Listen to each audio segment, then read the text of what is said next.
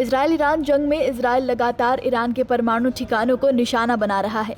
Iran के Fordow, Isfahan, Natanz जैसे परमाणु ठिकानों को इजराइल ने निशाना बनाया और हमले में इन ठिकानों पर मौजूद कई परमाणु वैज्ञानिकों की मौत हो गई।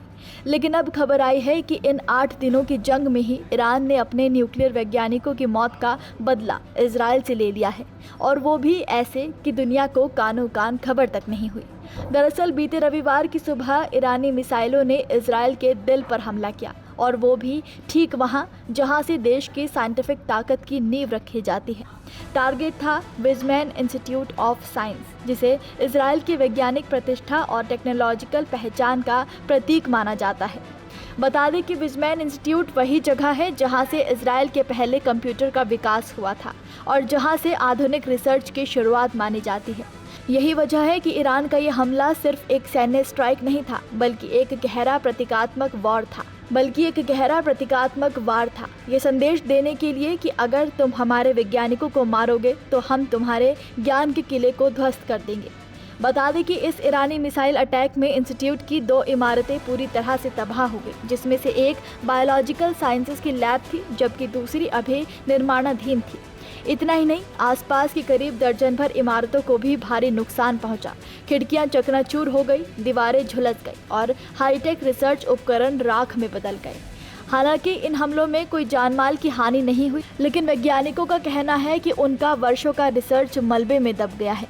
बता दें कि ये इजराइल के लिए किसी बड़े झटके और किसी डरावने सपने से कम नहीं है। विज़मैन इंस्टीट्यूट की एक खास बात ये भी थी कि इसका इजराइल की रक्षा इंडस्ट्री से सीधा रिश्ता था।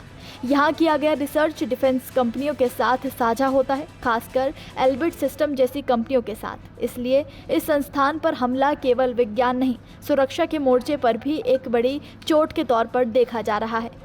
बता दें कि ये पहला मौका नहीं है जब दोनों देशों के बीच टारगेटिंग का ये सिलसिला चला हो। बीते कुछ सालों में कई ईरानी न्यूक्लियर साइंटिस्ट को मार गिराया है और इसके पीछे इजराइल की भूमिका मानी जाती रही है। बता दें कि इजराइल ईरान जंग में अब नेतन्याहू ने ईरान में सुप्रीम लीडर खामेनेई पर चेतावनी भरा बयान दिया है। उन्होंने कहा कि ईरान में अब सुप्रीम लीडर खामेनेई सहित कोई भी अब महफूज नहीं बचेगा। इससे पहले दिन में उन्होंने कहा था कि हम ईरान से इजराइल पर हमले की पूरी कीमत वसूलेंगे।